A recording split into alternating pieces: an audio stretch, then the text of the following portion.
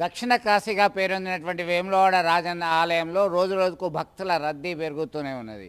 ప్రత్యేకంగా ఇటు శ్రావణ మాసం, కార్తీక మాసము, సోమ శుక్రవారాలు అనేది సహజంగానే భక్తుల రద్దీ ఉంటుంది. అయితే మహాశివరాత్రి చెప్పనలివి కాదు.